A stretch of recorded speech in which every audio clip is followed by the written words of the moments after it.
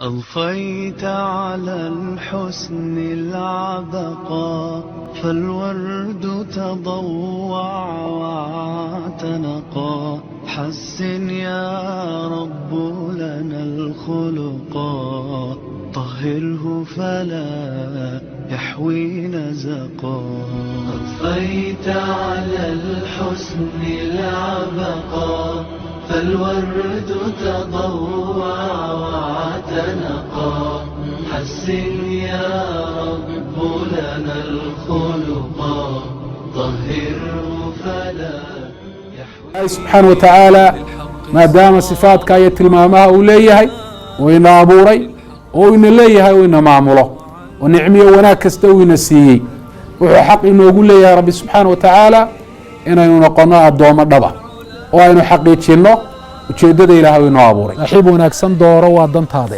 saaxiibka xunna iska ilaali oo ka fogow qofka muuminka ahi hadduu taagan yahay hadduu fadhiyo hadduu jiifo hadduu soconayo hadduu arrin adduunye ku jiro hadduu masaajidka fadhiyo hadduu goobtiisa ganacsi dhex fadhiyo waa mid aan marnaba ilaahay subxaana wa tacaala aan ilaabin qofka masaajid ilaahay daraaddii u dhisa ikhlaasan magac ku dooni maayo maamuusna kuma rabo manfaca adduunyana hadalkeeda baddaa ilaahay buu wax kaga doonayaa ilaahay wuxuu ku abaalmariyay inuu guri jannada uga dhiso ina alinsaana lafii khusr ila aladiina aamanuu wacamiluu الصaalixaat watawaasaw biاlxaqi watawaasaw biالsabr afartaasi arrimood waktigu waa qaali oo anigaa ku dhaartaye ha ku dhammaada weeyaan macnaheedu iimaan camal saalixa sabir aad ku sabirto wanaagga xumaanta aad ka sabirto qadarada ilaahay u xanuujiyana aad u sabirto iyo wanaagga ilaahay subxaana wa tacaala adiga uu kugu galladaystay inaad dadka kalena u gudbiso bakhayl aanad ku noqon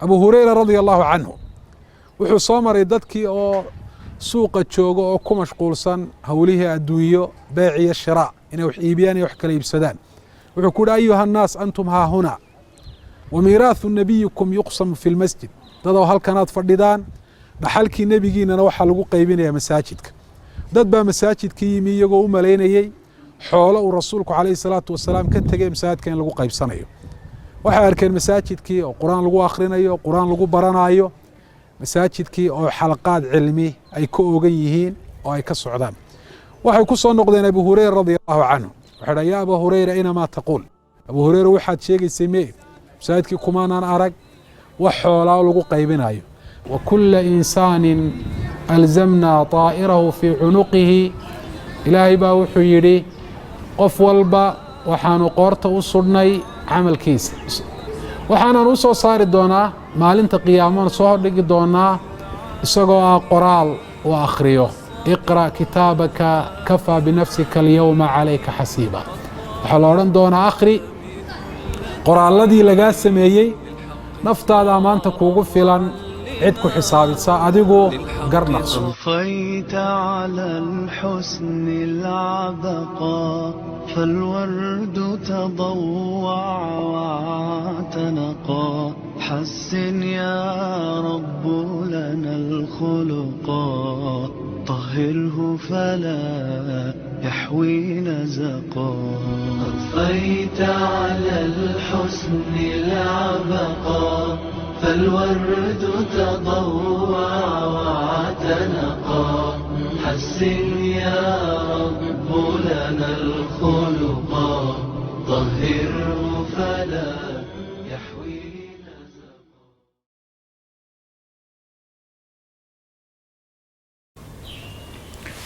إن الحمد لله نحمده ونستعينه ونستغفره ونعوذ بالله من شرور أنفسنا ومن سيئات أعمالنا من يهده الله فهو المهتدي ومن يضلل فلن تجد له وليا مرشدا وأشهد أن لا إله إلا الله وحده لا شريك له وأشهد أن محمدا عبده ورسوله صلى الله عليه وعلى آله وصحبه وسلم تسليما كثيرا أما بعد أيها المسلمون عباد الله السلام عليكم ورحمة الله وبركاته إلهي با سبحانه وتعالى هدين النهاي dadka muslimiinta ah iimaanka ku abtirsada inoogu nicmeeyey diin dhammaystiran oo aan ka tegin shaynaba إلهي بوحد اليوم أكملت لكم دينكم وأتممت عليكم نعمتي ورضيت لكم الإسلام دينا ما أنت دين دما استري دين تيني نعمدي أن دوشي نكتام يالي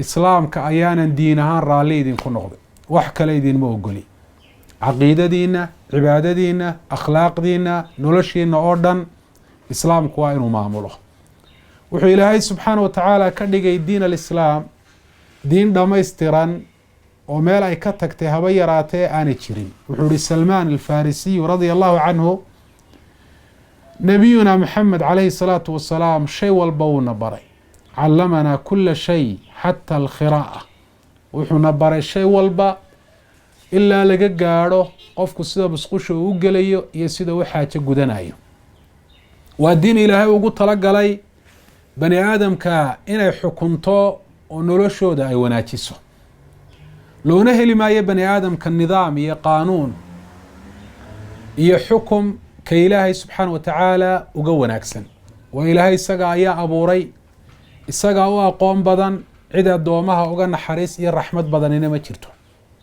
afa xukma aljaahiliyati yabquun waman axsanu min allahi xukman liqowmin yuuqinuun wuxuu ilaahay tilmaamay xukun kasta oo kiisa aan ahayn inuu yahay xukum ku dhisan jahli qaanuun kasta iyo xeer kasta oo ka hor imanaya diinta islaamka kitaabka quraanka iyo xadiidka rasuulka calayhi salaatu wasalaam magaca la doonaya ha loo bixiyo gaala ha dejiso muslimiin ha samaystaan waa mid jaahiliya jahli ku dhisan jahlina uu kasoo butaacayo waman axsanu min allahi xukman liqowmin yuuqinuun yaa ilaahay ka xukum wanaagsan cidnaba laakiin arrinta ayaa garanayoo dareemaya waxaa dareemaya dadka ahlul iimaanka ah ee yaqiintu qulubtooda ay gashay ee raduu billaahi rabba wabilislaami diina wabimuxamadin rasuula ilaahay subxaana wa tacaala rabbinimo raalli ugu noqday islaamkana diin ahaan muxamedna calayhi salaatu wasalaam rasuulnimo islaamku waxa uu dejiyey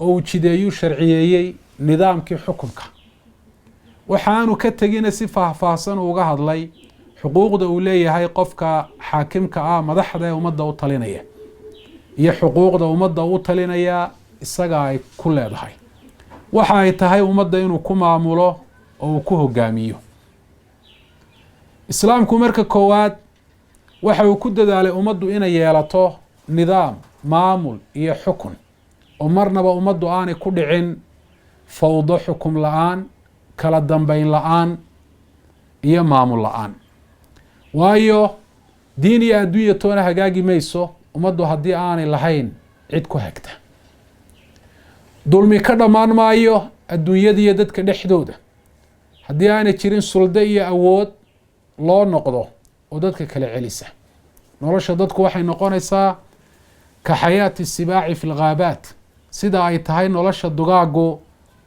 kaymaha dhexdooda sida loo kala xoog weyn yahay baa laysu cunaa loona kala adag yahay waxaanaynu dareemi karnaa haddii magaalo ama deegaan maamul laga waayo noloshu qaabka ay noqoto tusaale u qaado haddii taraafi iyo ciidanka wadooyinka iyo nabadgelyadooda ka shaqeeya baabuurta kala haga laga qaado wadooyinka daqiiqada kadib wadooyinku siday noqonayaan eeg waxay tusaale u tahay noloshu sida ay u kharib mayso nidaamkuna u khalkhalayo dadkuna fawdo ay ugu soo dhacayaan hadday waayaan cid kala hagta oo maamusha oo kala celisa saxaabadii rasuulkeenu ridwaan ullaahi calayhim arrintaasi qiimaheeday garanayeen nebi maxamed calayhi salaatu wasalaam oo ah hogaamiyihii ummaddan diintoodii iyo adduunyadoodaba ku hogaaminayey ahaa imaamka salaada khadiibka jumcaha mucalimka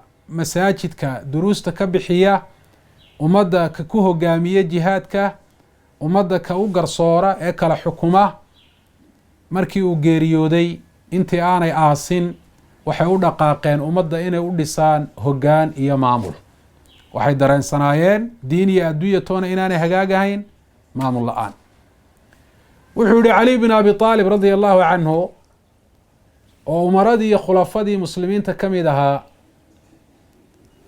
laa yuslixu nnaasa ilaa imaamun barun aw faajir dadku ma hagaagayaan hogaamiye iyo madax la-aan, ama madaxaasi kuwo wanaagsan ha noqdaan ama kuwo xun ha noqdaan. waxaa lagu yihi cali garanay madaxda wanaagsan ee ka xun maxaa looga baahan yahay. wuxuu yihi qofka madaxdee xun joogistiisa iyo jiritaankiisa ayaa dhaama madax la-aanta. dadku inay cibaadaystaan baa u suurto gelaysa, wadooyinkaa nabad lagu marayaa, ka daalimka ee gardaroole xadgudubka sameynaya ayuu qabanayaa. islaamku madaxda muslimiinta ah wuxuu amray inay dadku u noqdaan daacad, kuwa naasixiin oo wanaagooda ka talinaya, oo khiyaamo, shirqool iyo hagardaamo aan la daba socon. qaala nabiyu calayhi الsalaatu wasalaam addiinu nasiixa. qulnaa lima ya rasuula allah? qaala lilahi walikitaabihi walirasuulihi waliaimati اlmuslimiina wa caamatihim. rawaahu muslim. diintu sideedaba oo wanaag ka talin. ilaahay subxaana wa tacaala wuxuu jeceliya raalli uu ka yahay baad ka shaqaynaysaa. kitaabka qur-aankaad wanaagiisa ka talinaysaa, meeshiisa aad dhigaysaa. rasuulka calayhi salaatu wasalaam ayaad naasix u noqonaysaa, mid daacad oo wanaagiisa ka talinaya. aimada iyo madaxda muslimiinta ah iyo guud ahaan muslimiinta oo dhan, markaad naasix wanaagiisa ka talinaya aada noqoto, waxaa taa ka dhalanaysa oo xaq uu kugu leeyahay wixii wanaaga inaad ku adeecdo.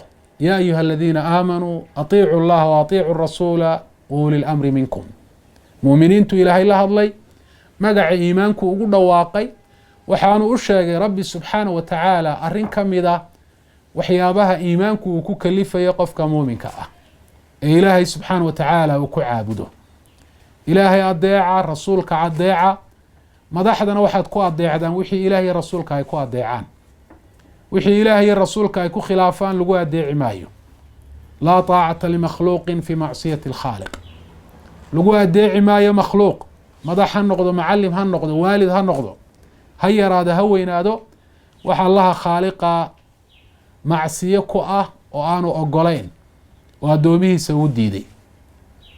haddii madaxda wanaagga lagu adeeco, wixii xunna looga nasteexeeyo oo laga waaniyo, waxaa dhacaya is-afgarad iyo isfaham bulshada dhexdeeda ah.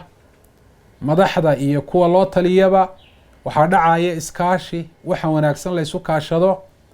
waxaa laga badbaadayaa fitnada iyo khalqalka, fawdada iyo kala dambeyn la-aan ummaddu inay kusoo dhacdo. madaxdu waxay xaq inoogu leeyihiin, oo qof kastoo muslima, anigiiyo adigaba xaq ay noogu leeyihiin in aynu u nasteexayno oo aynu wixii munkara ka waanino.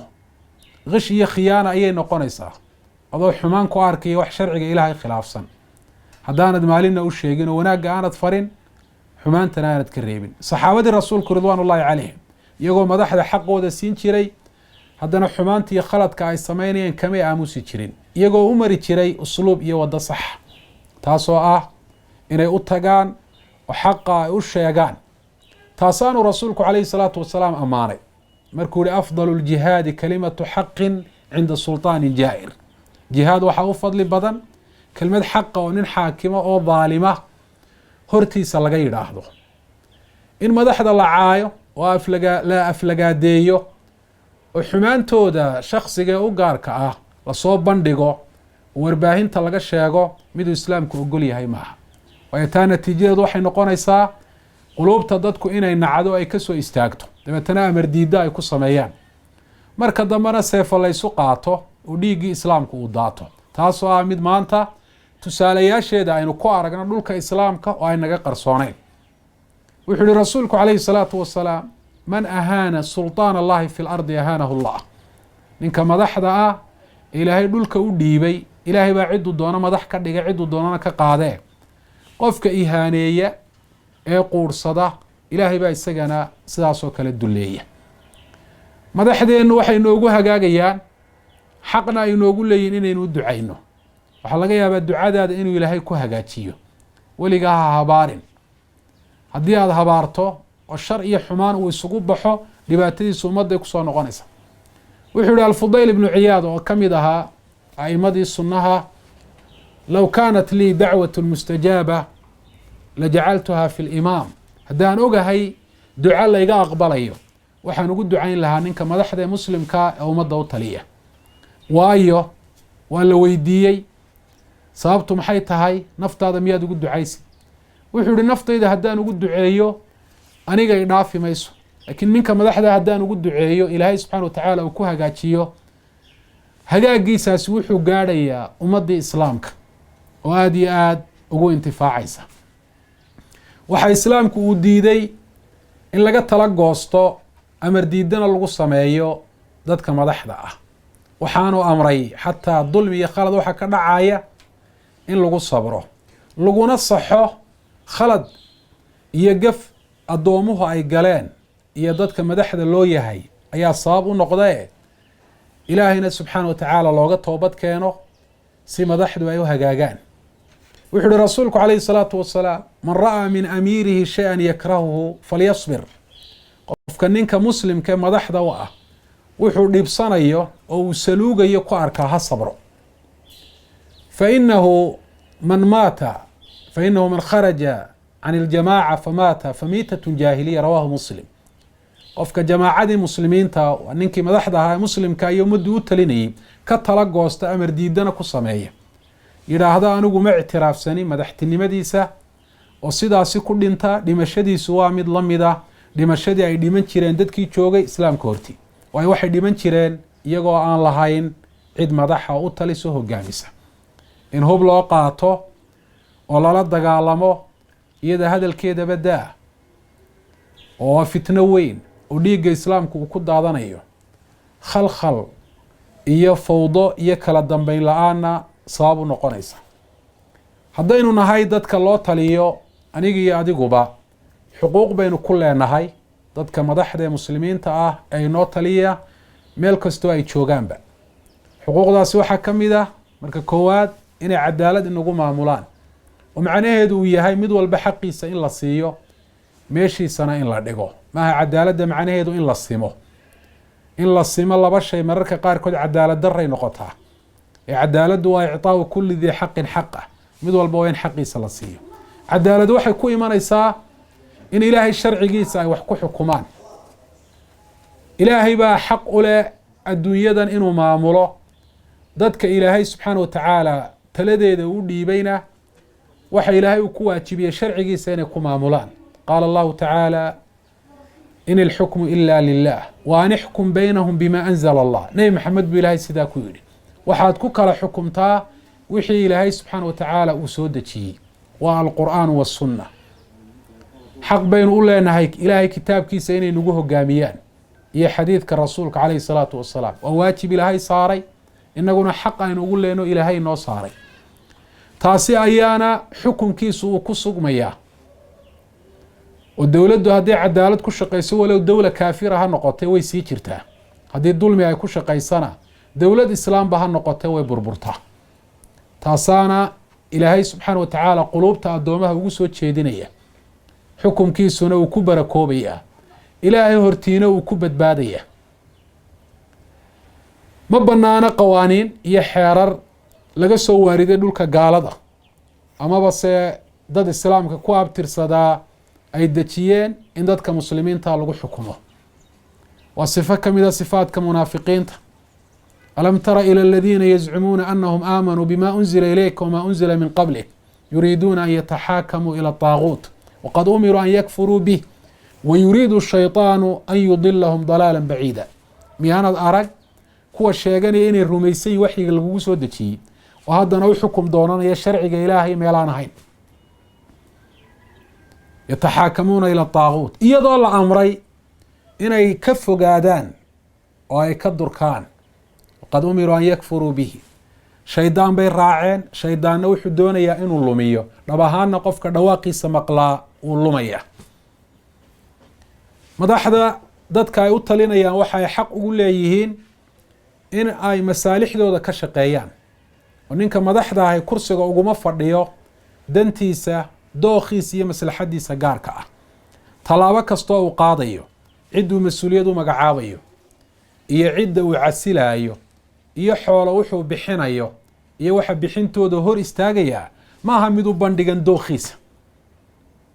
waa mid ku xidhan ummadda maslaxadeeda. waxay culimadu yidhaahdaan sida shaafici oo kale raximahullah qofka madaxda ummadda u talinaya wuxuu la mid yahay qofka agoon mas-uulka ah waxaa waajib ku ah inuu u maamulo maalkiisa iyo axwaashiisaba sida danta agoonku ay ku jirto. walaa taqrabuu maala alyatiimi ilaa bilatii hiya axsan. xoolaha agoonka ha u dhowaanina ilaa inaad u maamulaysaan mooyaane sida danta ugu sarraysaa agoonkaasi ay ugu jirto. wuxuu yihi cumar ibnu khadaab, waxa aan maalka ilaahay, waa xoolaha ummadda ka dhexeeya, aan ka soo qaaday inuu iga yahay sida xoolaha agoonku ay iga yihiin. markaan ka maarmo waan ka dhowrsoomaya, waan iska ilaalinaya. haddaan u baahdana waan qaadanaya. marka aan helo waxaan kaga maarmana iyo kaaftoonna waaban soo celinayaaba, dayn ahaan baan usii qaadanaya. isagoo amiirkii muuminiinta ayuu cumar sidaa leeyahay. maantana waxaa laga yaabaa iska dhaaf dadka madaxdaaya, xataa bulshada iyo mujtamaca loo talinaya inay aaminsan yihiin qofka xoolaha ummadda mas-uulka ka ahi inuu ugu takrifari karo si isaga uu doono, inta uu doono inuu ka qaadan karo inta ku filan. bani aadamna maxaa ku filan? laa yamlau jawfahu ila turaab. calooshiisa waxaa buuxiya ciid, waxaan ciid ahayni buuxin maayaan. tog xoolaha haddii la siiyo, mid labaad in loogu daruu jecelyahay, mid labaad haddii loogu darana mid saddexaad in loogu daro ayuu jecel yahay. waxaa qaacida sharciya ah oo culimadu ay sheegaan, tasarufaat limaami cala raciyati manuuطat bilmaslaxa.